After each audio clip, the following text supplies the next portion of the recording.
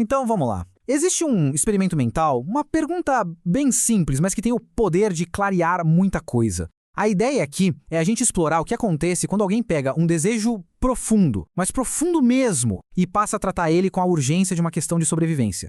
Vale a pena parar para pensar nisso um pouquinho. E não é como uma metáfora, sabe? É para levar ao pé da letra. E se a única coisa que garantisse que uma pessoa continuaria existindo fosse realizar aquele desejo? O que será que mudaria? O jeito de agir, as desculpas que a gente dá, quem a gente escuta, tudo, absolutamente tudo seria diferente. E essa provocação leva a gente para uma coisa que todo mundo já percebeu. Tem gente que parece ter uma força de vontade assim inabalável, que vai lá e faz acontecer sem nem piscar. E ao mesmo tempo, um monte de gente fica ali paralisada pela dúvida. A resposta para essa diferença toda talvez esteja no jeito como cada um encara os próprios desejos. Então vamos analisar essa ferramenta. Essa pergunta de vida ou morte não tem nada a ver com ser pessimista, viu? É sobre ter um foco absoluto. É quase um exercício prático para a gente conseguir isolar o que realmente se quer de todo o barulho que vem de fora. E aqui tá o segredo da coisa toda. Quando é a própria vida que tá em jogo, aquele medinho de desapontar alguém, de quebrar uma expectativa ou de causar um climão, ele simplesmente perde a força. A pergunta meio que obriga a gente a criar uma lista de prioridades onde o desejo genuíno vai lá pro topo, sem discussão.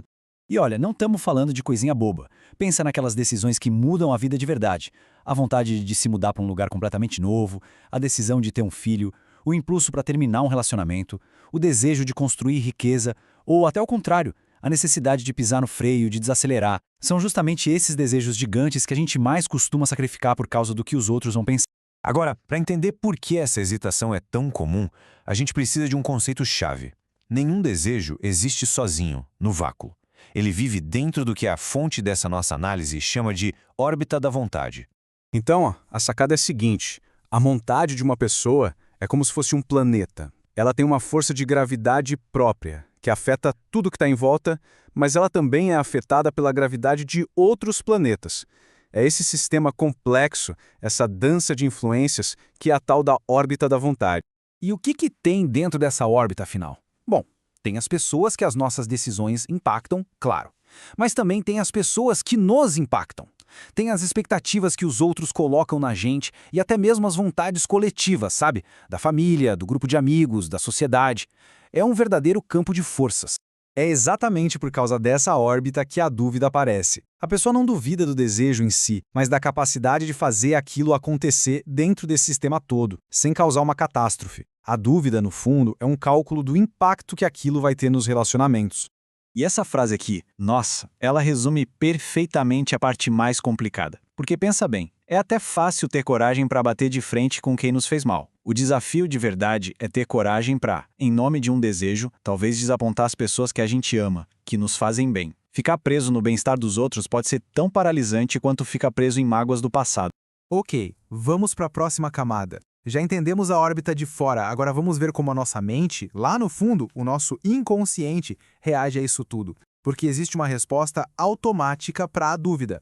A nossa mente tem um mecanismo fascinante. Quando a dúvida bate, ela não fica parada esperando. Ela começa uma busca, no piloto automático, procurando por duas coisas. Ou opções para agir, ou confirmações para hesitar.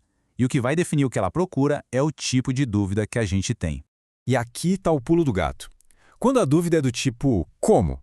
Como é que eu faço isso? Como eu convenço tal pessoa? O inconsciente vai atrás de opções.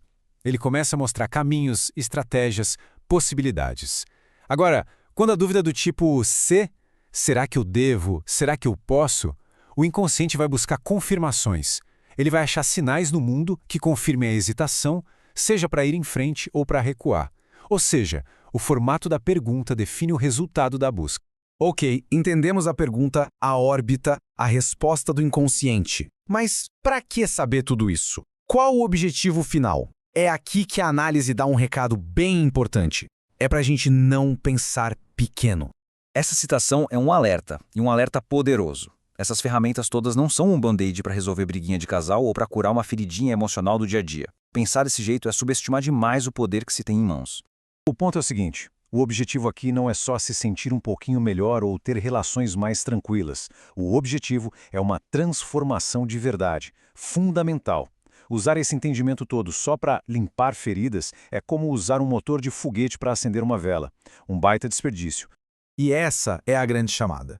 O propósito de tudo isso é tirar a gente de um estado que a fonte descreve como uma espécie humana diminuída, subaproveitada. É sobre acessar a totalidade do que a gente pode ser. Muitas vezes, a gente não tem nem ideia do que é capaz de ser, de fazer ou de ter. E por quê? Porque gastamos uma energia gigantesca resolvendo problemas pequenos. O convite aqui é para abrir essa porta e explorar o máximo do nosso potencial, que, no fim das contas, nem sabemos onde termina. E assim, a gente volta para o começo. Mas agora, a pergunta fica ecoando de um jeito diferente, mais pessoal. Qual é aquele desejo que está aí, guardado, só esperando para ser levado a sério de verdade? Qual desejo, se fosse encarado com a urgência de quem luta pela própria vida, mudaria absolutamente tudo? Fica aí a reflexão.